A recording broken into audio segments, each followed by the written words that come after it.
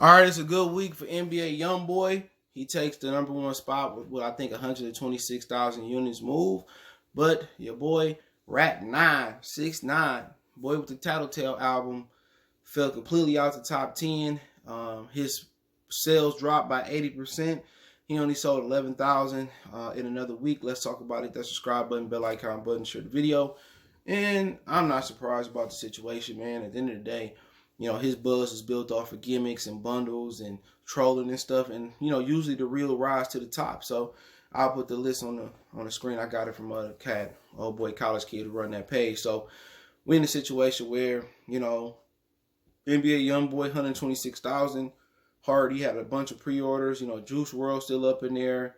Big Sean, Detroit 2 still up in there. Taylor Swift somewhere in the top 5. So, during the pandemic, especially in the beginning, I believe like Blueface and the City Girls and T Grizzly, they dropped albums and they didn't do too well. You think people staying at the house, they'll probably be streaming this music, but necessarily most of those make club music and party music. So you make club and party music, your buzz really get going from when people preview your song in a car, in the club or at the titty bar. So them not being able to get them spins in the titty bar, I think also hurt their album sales. But for 6ix9ine, his shit was just a gimmick. They stopped him from doing bundles. And this is what happened when you start telling the truth or you trying to expose Billboard and some people in the industry. He done made so many enemies. It actually could be a fact that he could have sold more albums than what they said sold, but they whiteballing him out the industry because he didn't talk too much. He didn't talk about some very powerful people. Puffy, Snoop Dogg, he didn't came at Billboard. You think Billboard ain't gonna try to do everything in their power to butt break 6ix9ine and make him come back down to earth? You stupid if you think so. If you think they won't, and that's what he did. He picked the wrong battles with the wrong people, and at the end of the day, you doing collaborations with Nicki Minaj. Nicki Minaj been whiteballed as well off of, syndicated radio. So I ain't heard a Nicki Minaj song in a long time on the radio. And I don't really listen to it, but I ain't really hearing nobody playing it.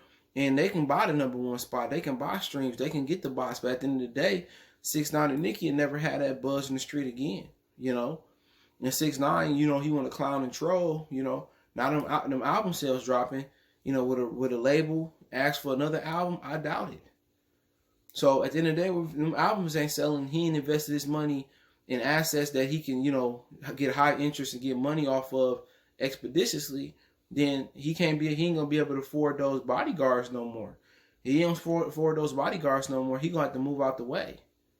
Hopefully he got other talents, or he owned his masters, or he invested in real estate. All that money that he flashing and giving away, he better hope that he invested his money in something that's fruitful or that's gonna really produce dividends, because that man career over with. It ain't like he can do shows without security. So if he doing shows and that's what he gonna get his money off of when the world open back up, will anybody book him? Because then the insurance rates go up on your venue if something happened with him in that venue. If he gets stretched, he get beat up, this, that, and the third. So then again, he might be, getting whiteballed out of, doing shows. If he gonna do club walkthroughs, then you a target. So the way he done really built his clout up, like he can't even go get show money. Even with security, all it could take is one incident for one security to get shot or get knocked out, or one incident him get beat up on the stage, and then other venues gon' cancel because they don't want the police there. They don't want the bad publicity. They don't want to have to shut down. And then once that happens, insurance go up. So he high risk. And he can't do shows. He can't do club walkthroughs. So in the long run, unless he can produce a really, really good album that's high and people gonna listen to it, it could be the end of him. He'll have to probably do what Vanilla Ice did and invest in real estate and keep a low profile. But people don't forget, and these dudes in the street don't have no mercy. And that's what he got to remember. Dudes ain't gonna have no mercy, or I'm sorry, I was just joking. Nah. All those dudes that you mess with, they catch you slipping, or you living just the ordinary people. You live an ordinary life. They're not gonna forget that. They still gonna put your dick in the dirt. So hey, it is what it is. Let me know what you guys think. Don't forget we on Facebook, Instagram, Twitter. You can reach out if you got business question, inquiry, sponsorship, video requests. Check out our music and entertainment playlist. We also got a Facebook group. Best way to support the channel is to share the video. If you want to make a donation, Cash App CJ Good $313, $, PayPal link in the description. Appreciate the love, support. Let me know what you guys think. And anybody heard the Young Boy album? I don't listen to it, but is it really good? Let me know in the comment section. We're going.